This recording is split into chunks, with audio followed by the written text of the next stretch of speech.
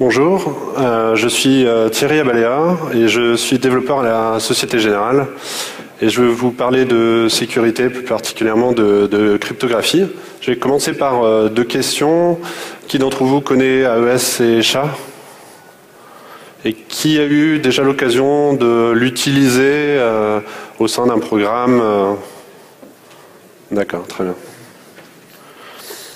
Donc le propos de ce talk, c'est de dire d'utiliser directement AES, SHA et en gros les primitives de cryptographie, les algorithmes de cryptographie, c'est une erreur.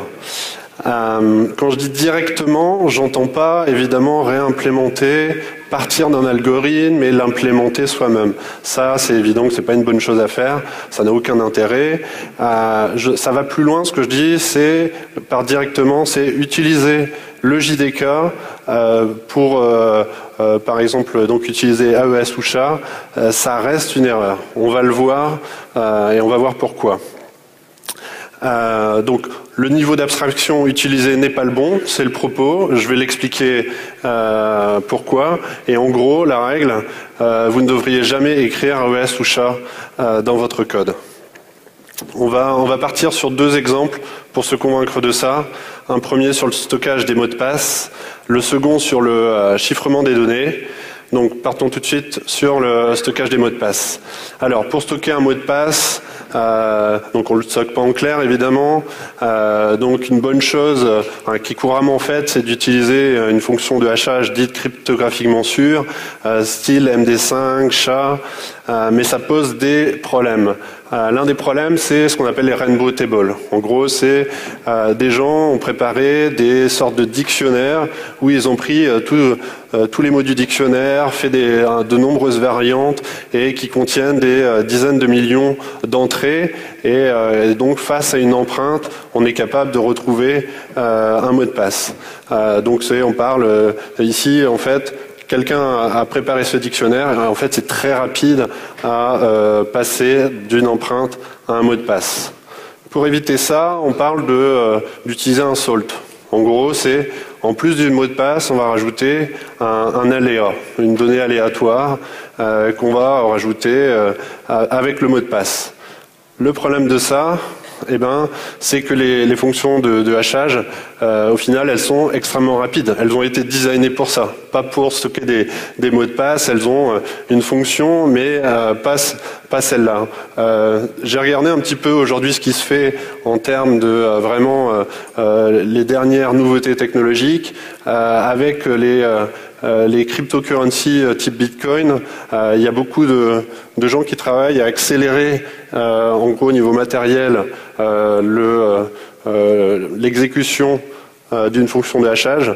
SHA-256, c'est 500 gigahash par seconde. Donc ça fait 500 milliards par seconde. Donc on peut en tester beaucoup. Donc ça reste un problème si on veut faire une attaque de type brute force. Pour ça, en fait, le véritable problème ici, c'est qu'on cherche à utiliser quelque chose qui n'a pas été designé pour cela. Il y a une petite erreur, c'est SHA et non pas AES. Et donc, pour ça, il y a des primitives qui sont adaptées, elles sont méconnues, et donc il y a des fonctions de dérivation de clés. Donc il y en a une qui est très connue, du moins par les initiés, c'est Scrypt. Elle existe dans plein de langages, et elle a pour but, en gros, d'aller pouvoir stocker une clé, un mot de passe, et de faire en sorte que cette fonction-là soit relativement lente. C'est-à-dire qu'en gros, quand on rentre son login mot de passe, c'est imperceptible pour l'utilisateur, mais ça ne permet pas de faire de la brute force. Et donc, à titre de comparaison, sur un ASIC, aujourd'hui, c'est 20 mégahash. Donc 20 mégahash, c'est beaucoup, mais c'est 25 000 fois moins que du SHA-256. D'ailleurs, il y a des Litecoin, qui est une cryptocurrency alternative de Bitcoin, utilise Scrypt plutôt que SHA pour éviter la course matérielle qu'on voit. Donc, le second exemple. Donc, il n'y a pas de lien direct. Il y avait un premier exemple, c'était voilà, c'est compliqué d'aller stocker les mots de passe en utilisant les mauvaises primitives. Là, je vais parler de chiffrement. Dès qu'on veut chiffrer des données, on a souvent recours à utiliser l'algorithme standard AES. Sur la taille des clés, certains diront « Ah oui, il faut 256 bits ». Ok, très bien. Qu'est-ce que ça donne en termes de code? Simplement, avec 3 lignes de code Java, là, c'est un peu préparé dans tous les langages, on est capable de faire du chiffrement AES.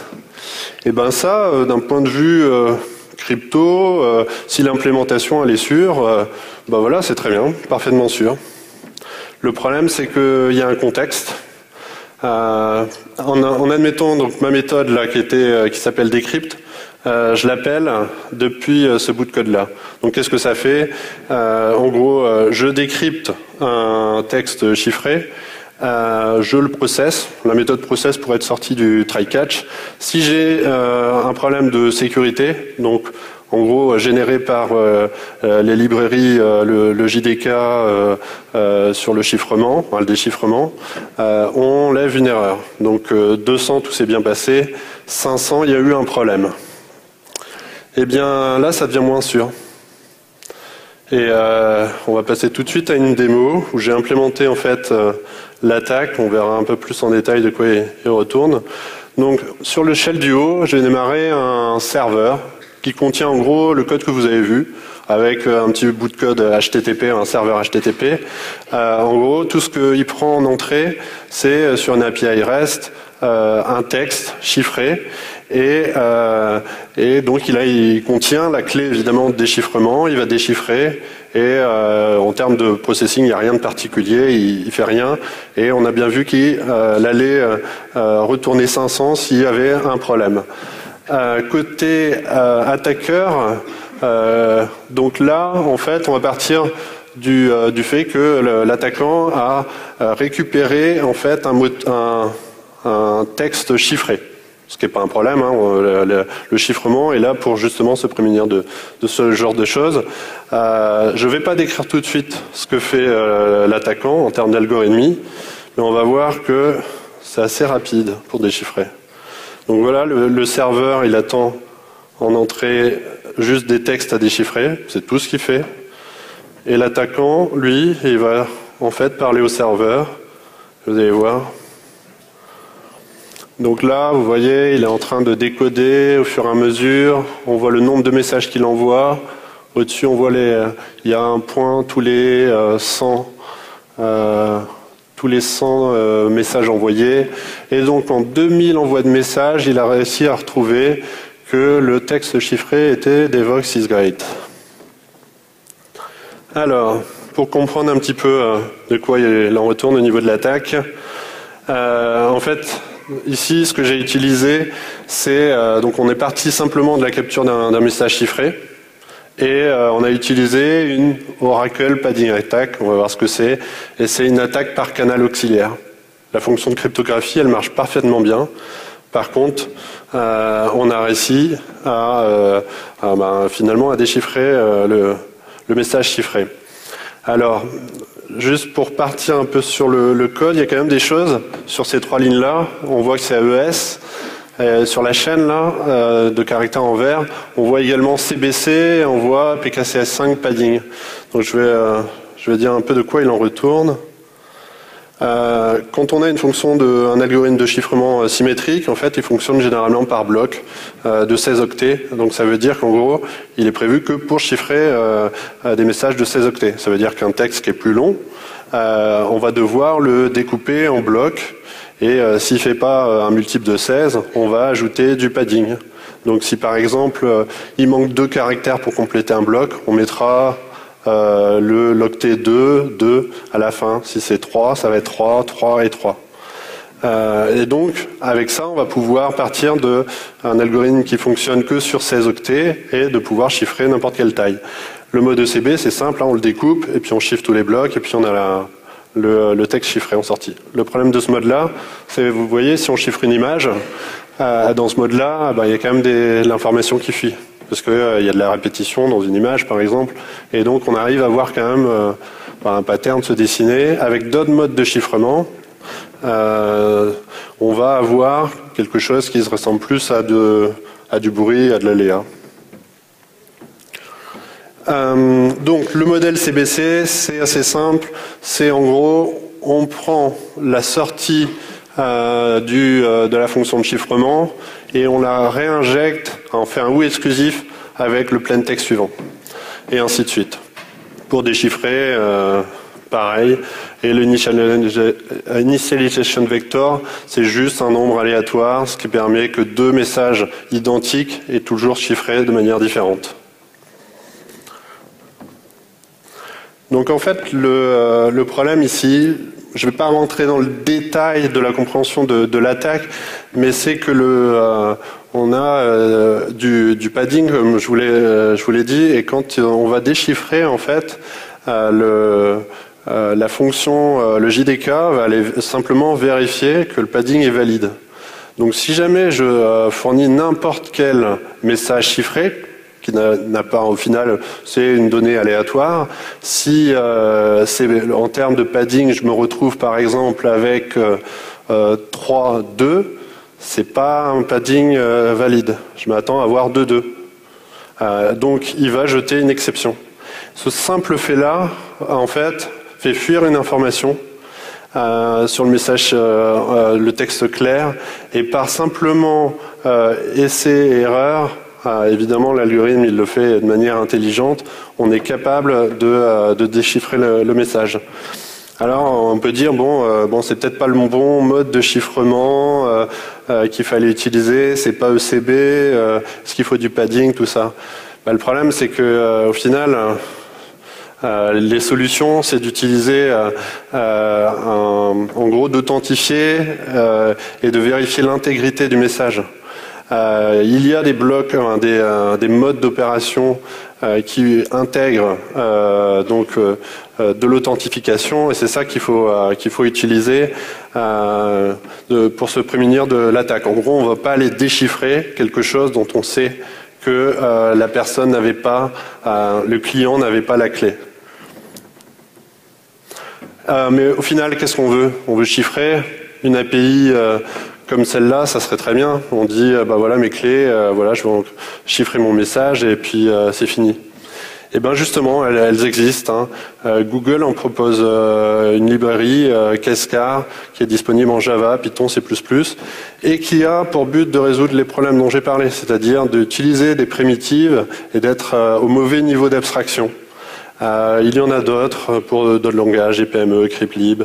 Donc, ne pas utiliser, en conclusion, n'utilisez pas directement les algorithmes cryptographiques, AES, SHA. Allez, placez-vous à un niveau d'abstraction au-dessus. Sur les API de haut niveau, voilà, j'ai parlé de Script, Qiskar, et donc là, vous allez pouvoir faire de l'authentification, du chiffrement et résoudre un grand nombre de les problèmes classiques et qui ont besoin de cryptographie pour tout autre usage. Vraiment, recommander un expert en cryptographie. C'est loin d'être trivial, la cryptographie. Donc, soit utiliser le bon niveau d'abstraction, soit faire appel à des spécialistes. Voilà, je ne sais pas si vous avez des questions.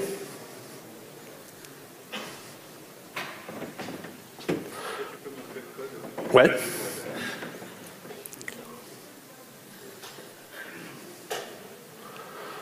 Alors.